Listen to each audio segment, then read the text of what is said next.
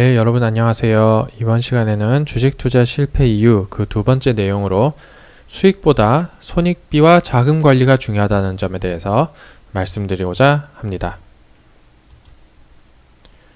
주식 투자에 실패하는 95%의 일반 투자자는 어떠한 특징을 가지고 있을까요? 그들의 계좌 상황, 그들이라고 하면 그렇네요. 저까지 포함한다고 볼 수 있으니까 우리들이라고 해야 될까요? 아니면 그냥 저라고만 해야 될까요? 일단 이렇게 한번 그래프를 그려보겠습니다. 이건 이제 저희 자금의 양이고 여기가 이제 0이라고 생각을 하고 이제 이것은 시간의 흐름이라고 생각을 해 보겠습니다. 가로축은요. 그러면 당연히 우리가 원하는 주식 투자에 성공하는 그림은 뭐 이러한 그림이겠죠. 이렇게 그리면 이게 비현실적이니까요. 제대로 한번 그려볼게요. 이런 식으로 들쭉날쭉 하지만 이렇게 올라가는 그림일 겁니다. 이거는 당연히 주식 투자에 성공하는 사람의 그림일 것 같습니다. 아마 처음에 시작할 때부터 이렇게 올라가는 사람은 없겠지만 말입니다. 만약에 어떠한 분이 수익은 보지만 이렇게 정말 느리게 뭐 이렇게 올라간다면 이분은 성공하는 걸까요? 우리들의 욕심 같아서는 성공했다고 보기는 어렵다고 얘기할 수는 있겠지만 사실 냉정하게 생각해 보면은 이거를 충분히 이것도 성공이라고 얘기할 수 있을 것입니다. 만약에 이 안에서 이렇게 놀고 있으면요. 아무것도 아닌 것으로 이렇게 되고 있으면 어떨까요? 이걸 성공이라고 불러야 될까요? 이거는 뭐 성공일지는 잘 모르겠습니다만은 적어도 실패는 확실히 아니네요. 그죠? 실패하는 사람의 특징은 아닌 것입니다. 이렇게 내려가는 게 바로 실패하는 것이죠. 근데 이러다가 보통은 이렇게 성공하는 분들 이렇게 된다고 하니 이렇게 올라가는 경우는 실패가 아닐 것이고요. 결국은 이렇게 계속 내려가는 것. 이것이 바로 실패입니다. 네. 주식 투자에 실패하는 95%, 제가 좀 극단적으로 표현했는데 한 90% 정도라고 얘기를 해도 될 것 같은데요. 대부분의 일반 투자자는 실패하게 되는데 그 실패하는 이유는 손실이 확대되는 것입니다. 계속 내려가는 것이죠. 뭐 되게 좀 간단한 얘기를 하고 있는 것 같은데요. 내려가지 않고 올라오면 실패는 아니다. 그래, 당연한 얘기지. 그 말은 실패한다는 것은 계속 내려가기만 하면 실패라는 뜻이기 때문에 결국 손실 확대로 실패한다는 점을 우리가 알 수 있습니다. 그 말은 즉 저는 지금부터 손실 확대를 어떻게 하면 안 시킬 수 있는지에 대해서 강조하고자 한다는 것이죠. 손실 확대의 원인은 무엇일까요?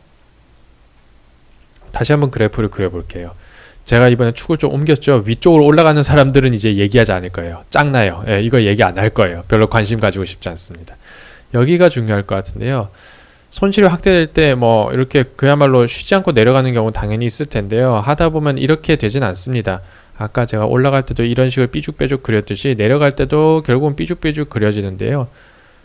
까먹고 나서 조금 회복하고 또 까먹고 나서 또 조금 회복하고 또 까먹고 나서 조금 회복하고 이러한 상황이 벌어지기 때문에 손실이 확대되는 것입니다. 제가 말을 조금 바꿔볼게요. 확 까먹고 나서 확 회복하고 확 까먹고 나서 확 회복하고 그죠? 그러면은 이거 손실 확대 안 됩니다. 그죠? 그 안에 갇혀 있는 겁니다. 그죠? 거꾸로 또 얘기해 보겠습니다. 확 까먹고 더 많이 벌고 확 많이 까먹고 더 많이 벌고 올라가죠. 그죠? 그러면 이게 이렇게 돌아갑니다. 자, 다시 원래대로 표현을 해볼게요. 확 까먹고 조금 벌고 확 까먹고 조금 벌고 여기서 이미 특징이 드러나고 있죠. 그죠? 손실 확대의 원인은 먹을 때 확 까먹고 그러니까 잃을 때 확 까먹고 그리고 먹을 때는 조금 먹기 때문입니다. 여기에 있어서 이제 진입 기법상에서 들어갔을 때마다 내가 잃기 때문에 즉 승률이 낮기 때문에 손실이 커지는 거 아니냐라고 반문하실 수 있겠지만 사실은 확률이라는 것은 눈 감고 찍어도 50대 50인 것이 맞고 틀리고를 맞출 확률입니다. 그렇기 때문에 50%도 안 되는 확률을 제가 지금 뭐라고 하는 것이 아니라 그렇다는 기본 가정에 맞춰서 생각을 해보면 승률이 낮다는 것은 손실 확대의 주요 원인이 아니라는 점을 말씀드리고 싶은 것이고요. 수익금 자체가 낮다는 것이 손실 확대의 주요 원인이냐 라고 물어본다면 역시 그 또한 아닙니다. 물론 이 낮은 수익 자체가 손실 확대 원인이긴 한데요. 그것보다 선행하는 것은 더 큰 손실입니다. 이것보다 즉 이렇게 낮은 수익보다 더 낮은 손실이 있었다면 이렇게 그래프가 돌지 않겠어요? 하지만 낮은 수익에도 불구하고 큰 손실을 초래했기 때문에 그것을 막지 못했기 때문에 손실이 확대되는 것이죠. 기법이 부재했다? 즉 내가 기법을 모른다? 마치 이것은 내가 수익 나는 기법을 모른다? 마치 내가 수익을 자주 볼 수 있는 기법을 모른다는 1, 2번을 탓하고자 하는 어떤 그런 말로 제시할 수 있는 어떤 이유인데요. 역시나 낮은 승률과 낮은 수익이 주요 원인은 아니기 때문에 기법이 부재한 것이 핵심 요인이라고 보기는 어렵습니다. 역시나 핵심 요인은 손실을 수익보다 길게 가져가기 때문입니다. 이것만 아니할 수 있다면 우리는 손실을 확대시키는 그러한 참사를 막을 수가 있죠. 즉 손익비에 대한 개념이 부재하기 때문입니다. 손익비란 무엇인가? 손실과 수익의 비율이라는 것이 딱 느껴지는 단어이죠. 그죠? 손실 금액, 내가 얼마나 잃을 것이냐에 대해서 얼마나 수익을 볼 것이냐에 대한 비율입니다. 내가 100만원 꼴을 예정이야. 하지만 난 먹을 때는 200만원 먹을 거야. 그럼 손익비가 2인 것이네요. 그죠? 예, 이것을 손익비라고 합니다. 숫자로 계산할 수 있어야 된다는 것까지 주장하진 않겠습니다만 충분히 개념적으로는 체화시켜야 되는 것이라고 생각을 합니다. 이것의 기본 가정은 그렇습니다. 우리가 들어갈 때마다 족족 먹을 수는 없습니다. 들어갈 때마다 100% 먹는다고 하는 분은 거짓말이거나 초고수거나 입니다. 경험이 정말 많으신 분이면 뭐 모르겠는데 일반 투자자에 있어서 들어가는 족족 먹는 것을 기대한다는 것은 그럴 분들은 이 영상을 첫째, 만들지도 않고요. 둘째, 보지도 않습니다. 우리 같은 사람들이 논의하는 부분은 아닐 것이라고 생각을 합니다. 이거는 되게 러프한 가정입니다만 그냥 찍어도 50%는 맞고 50%는 틀린다고 우리가 가정을 해보겠습니다. 이 말은 승률이 낮아지는 데에는 한계가 있다는 뜻이고요. 승률이 낮다고 해서 우리가 돈을 못 번다고 주장하는 데에는 한계가 있다. 그 주장이 무리가 있다라고 제가 말씀드리기 위한 것입니다. 핵심은 이겁니다. 먹을 때 길게 먹고 잃을 때 짧게 잃어야 산다는 것이죠. 길게 먹고 우리가 먹는 걸 매도할 때 주식에서 매수를 롱이라고 하잖아요. 그리고 매도를 쇼트라고 하잖아요. 물론 이것과 직결되는 개념이라고는 볼 수 없겠습니다만 개념적으로는 먹을 때 길게 먹고 잃을 땐 짧게 먹자 이렇게 대응해서 생각해 볼 수도 있을 것 같습니다. 간단하게 기대 수익이라는 개념도 한번 짚고 넘어가도록 하겠습니다. 아까 말씀드렸던 것은 손익비, 즉 손실에 대해서 수익을 얼마나 가져갈 것이냐에 대해서 말씀드렸었죠. 다시 한번 말씀드리면 내가 한 번 먹을 때 100만 원 먹을 거야. 100만 원 잃을 거야. 한 번 잃을 때 100만 원 잃을 거야. 하지만 먹을 때 300만 원 먹을 거야. 그럼 손익비가 3. 이런 거 되게 훌륭한 매매인 것이죠. 그렇게 되냐 안 되냐를 제가 지금 묻는 것이 아닙니다. 내 계획이 그래야 된다는 것이죠. 한번 접근을 했을 때 내가 100만 원을 잃을 거면 100만 원 잃어도 좋지만 이러한 일을 반복했을 때는 꼭 300만 원을 한 번은 챙겨야 된다는 그것을 말하는 것이고요. 수익 확률이라는 개념도 우리가 구성할 수 있겠습니다. 내가 100번을 거래한다 그러면 나는 그중에 50번은 수익을 보더라. 아니면은 정말 나는 매매를 잘해서 70번은 수익을 보더라. 아니면 나는 매매 실력이 좀 떨어져서 30번을 수익을 보더라. 정말 죄송한 말씀입니다만 100번 거래해서 빵번 수익 보는 사람은 없습니다. 아무렇게나 거래해도 빵번 수익 보진 않을 거예요. 그렇기 때문에 제가 아까 말씀드렸다시피 확률 자체는 그렇게 핵심 요인은 아니라고 말씀드린 것인데 기대 수익을 계산할 때는 이 수익 확률이라는 것이 개입하게 됩니다. 내가 한 번 거래를 할 때 내가 수익 볼 확률, 한 번 거래를 할 때 내가 손실에 대해서 먹을 만한 금액, 이것이 바로 진정한 기대 수익입니다. 물론 이 수익 금액을 곱해야 된다고 말씀을 하시겠습니다만 개념적으로는 거기에 손실 금액이 나누어져야 합니다.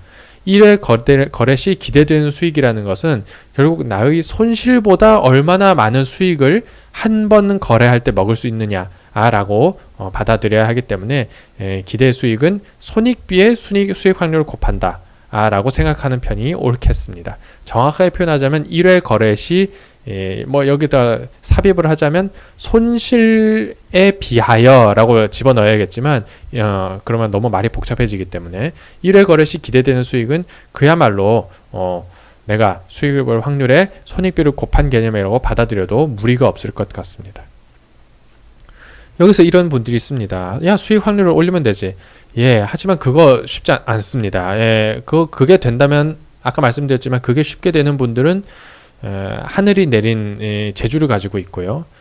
그런 분들은 이런 영상을 만들지도 않고 보지도 않는다는 점 아까 말씀드렸습니다. 우리 같은 일반 투자자들은 높은 확률을 적극적으로 기대하기보단 물론 노력하면 좋겠지만 그것보다는 이제 손익비를 높이는 데 우리는 좀 더 집중을 해야겠죠. 일반인이기 때문입니다. 물론 이걸 보시는 분들이 저는 저보다 훌륭하시다고 기대합니다만 그럼에도 불구하고 훌륭하시다면 아마 이 영상을 보지 않을 가능성이 높기 때문에 손익비를 높이지 않고서는 우리 같은 일반인은 살아남기 어려울 것이다. 가위바위보로 예시를 들어보겠습니다. 이제 충분히 이해를 하시겠습니다만은 가위바위보에서 이길 확률이 50이라고 합시다. 이길 확률이 50%라고 합시다. 질 확률이 50%라고 합시다. 내가 한 번 이길 때, 승 때 버는 돈이 100원이라고 합시다. 패 때 잃는 돈이 100원이라고 합시다. 자, 이 게임을 무한히 반복하면 어떻게 되죠? 아무 일이 안 일어납니다. 벌고 감고 벌고 감고 벌고 감고 이렇게 되겠죠. 내가 여기에서 가위바위보를 하면서 내가 돈을 벌기 위해서는 어떻게 해야 하나요? 이것을 올려야 되죠. 승때의 이 수익을 즉 승때에 내가 먹을 수 있는 돈을 물론 남이 허락해 주진 않겠지만 어쨌든 시장은 남이 아니라 정말 무생물이잖아요. 시장에다가 우리가 이렇게 조건을 거는 것이죠. 200원을 난 벌겠다. 꼴 때는 내가 100원만 꼴겠다. 그럼 어떻게 될까요? 벌고 감고 벌고 감고 벌고 이렇게 올라가는 것이죠. 바로 이것입니다. 혹은 얘를 줄이면 됩니다. 그죠? 패 때에 내가 승 때는 그냥 100원으로 내가 고정을 할게. 하지만 내가 패 때는 50원만 꼴 거야? 그럼 마찬가지로 100원, 50원, 100원, 50원 이러면서 올라가겠죠. 그죠? 우리 같은 일반 투자자들이 실패하는 이유는 이거를 짧게 가져가고 이거를 길게 가져가는 거예요. 먹을 때는 50원만 먹어도 기분 좋아 하면서 잃을 때는 200원까지도 손실을 보고 있는데 그냥 버티고 있는 거예요. 그럼 어떻게 되죠? 이렇게 되죠. 당연히 그래프가 그렇게 됩니다. 여기서 하나 우리가 고려할 수 있는 것은 이 확률을 바꿔도 됩니다. 그죠? 승 올릴 확률을 60%, 패 올릴 확률을 40%로 바꾸면 승 때 먹을 게 100원이어도 패 때 잃을 게 100원이어도 충분히 이때 장사가 됩니다.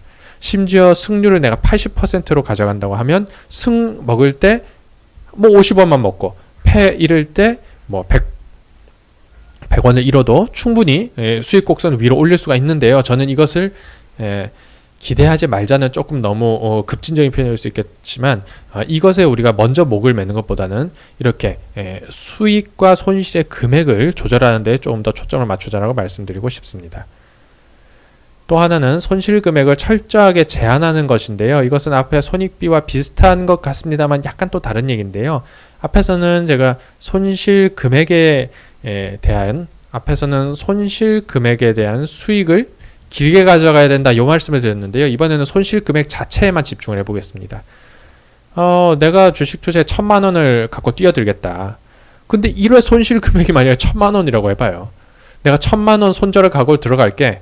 그러면 나는 얼마나 매매할 수 있을까요? 한 번 매매할 수 있게 됩니다. 이것이 바로 거래 횟수죠. 그죠?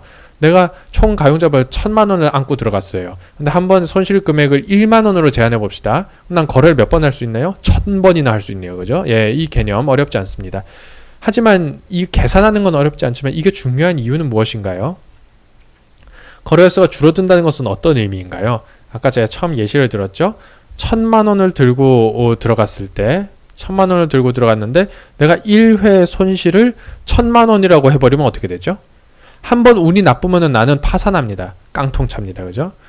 내가 총 가용자본을 1000만 원을 들고 들어갔는데 1회 손실 금액을 500만 원으로 하면 2번 거래할 수 있죠. 2번 연속으로 운이 나쁘면 파산하죠. 그죠? 거래 횟수가 줄어들면 파산 위험이 올라갑니다. 깡통찰 확률이 올라갑니다. 주식 투자에 실패할 확률이 올라갑니다. 거래 횟수는 늘리는 것이 맞습니다. 거래 횟수가 많아지면 어떤 점이 있나요? 어떤 좋은 점이 있나요?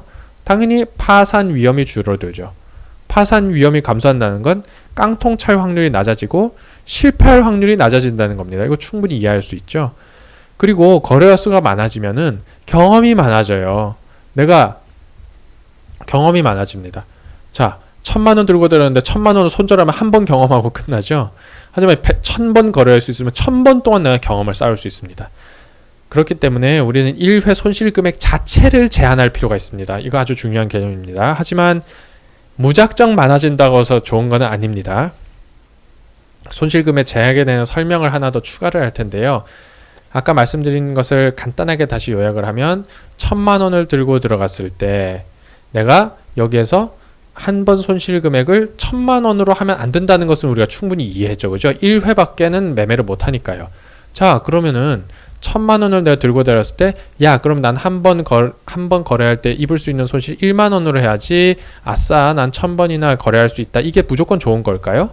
그렇진 않을 것 같습니다. 왜냐하면 1,000만 원 들고 들어갔을 때 1만 원을 손실로 금액으로 제한하면 아마 제가 아까 말씀드렸던 손익비의 기준에 따르면 뭐 한 번 먹을 때 2만 원이든 3만 원이든 먹게 될 거 아니겠어요? 자, 그러면 1,000만 원 들고 들어갔을 때 내가 이 돈을 부풀리는 동안 속도가 얼마나 오래 걸릴까요? 예, 상당히 물론 전략 자체는 성공할 수 있겠죠. 하지만 이게 기울기가 이것도 제가 너무 급하게 그랬는데요. 뭐 거의 이 정도로 올라갈 거예요. 그죠? 예.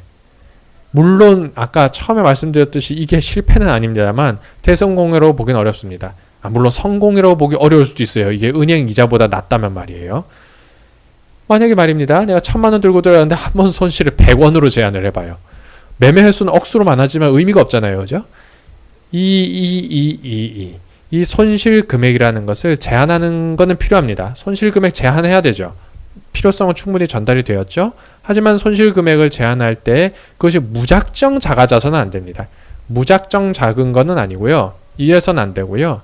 어느 정도의 규모, 뭐 이게 정해져 있다고 보여주지는 않습니다. 이것은 개인의 철학에 따라서 다르겠지만은 뭐 1,000만 원이라면 뭐 10만 원은 어떨까요?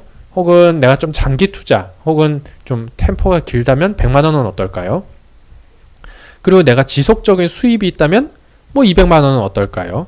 이런 식으로 스스로가 가용 자본에 대해서 얼마나 한번 매매할 때 혹은 거래할 때 손실을 견딜 수 있는지에 대해서 꼭 따져보셔야 할 겁니다. 그래서 주식 투자 실패를 막기 위한 자금 관리법을 정리해서 말씀드리자면 1회 매매 혹은 투자할 때 잠정 손실 금액보다 잠정 수익 금액을 이건 무조건입니다. 이거 아니라고 하실 수 있을 텐데요. 아까 확률 얘기 때문에 그런데요. 전 무조건이라고 하겠습니다. 무조건 높게 설정해야 됩니다. 그리고 이를 목숨 걸고 지켜야 됩니다. 손익비는 1 이상이다 이 말입니다. 손익비는 1 이상입니다. 저는 2, 적어도 2 이상, 즉 100만원 꼴 자세로 들어갔으면 200만원은 벌고 나오자, 이래야 성공을 할 수 있다고 생각합니다. 이건 부수적인 건데요. 확률 높이로 노력하면 좋습니다. 예, 그러면은 뭐 당연히 가위바위보 할 때 이길 확률이 높으면 내가 돈 벌 확률이 높다는 건 너무 이해하기 쉬운 얘기잖아요. 하지만 그것 자체가 매우 어렵고 풍부한 경험을 갖춰야 가능하다는 점을 꼭 인지해 주시기 바랍니다. 따라서 주식 투자를 우리가 한지 5년 이하, 5년 미만이라고 생각한다면 꼭 손익비를 먼저 고려하는 습관을 길러야 하겠습니다. 1회 매매 혹은 투자 시에 잠정 손실 금액을 너무 크게 잡지 않아야 합니다. 제가 이것을 무조건 작게라고 한다면 잘못된 표현이겠죠. 그죠? 무조건 작게가 아니라 너무 크게 잡지 않아야 한다. 크게 잡으면 거래수가 줄어들어서 성공 확률이 급격히 낮아지고 파산 위험은 올라가거든요. 그러면 내가 뭐 주식 투자 성공할 확률이 0이 되는 거잖아요. 그죠? 하지만 앞선 설명에서 말씀드렸듯이 잠정 손실 금액을 무조건 작게 해버리면 아예 간의 기별도 안 가기 때문에 간의 기별은 가야, 기별은 가야 한다는 것이죠. 간의 기별은 가야 할 정도로 거래 횟수를 너무 적게 줄어들지 않게끔 적절한 잠정 손실 금액을 잡아야 하겠습니다. 그래서 이번 시간에는 주식 투자 실패 이후의 두 번째 내용으로 수익보다 손익비와 자금 관리가 중요하다는 점을 말씀드렸습니다. 대부분의 실패하는 이유는 수익, 기법, 비법, 기술적 지표 여기에만 목을 메고 있어서 그런데요. 이거는 정말 죄송한 말씀인데 한 달만 누구만 공부해도 다 비슷하게 알 수 있습니다. 그것보다 중요한 것은 손익비, 즉 손실보다 수익을 얼마나 많이 가져갈 것인가에 대한 자신만의 분명한 철학과 지킬 수 있는 원칙이 있어야 할 것이고요. 그리고 내가 한 번 매매 혹은 투자할 때 나의 총 가용 자본을 너무 많이 잡아먹지 않도록 철저하게 한 번 잃을 때의 손실 금액을 제한하는 것이 중요하다는 점을 제가 강조해서 말씀드렸습니다. 이번 영상은 여기까지입니다. 고맙습니다.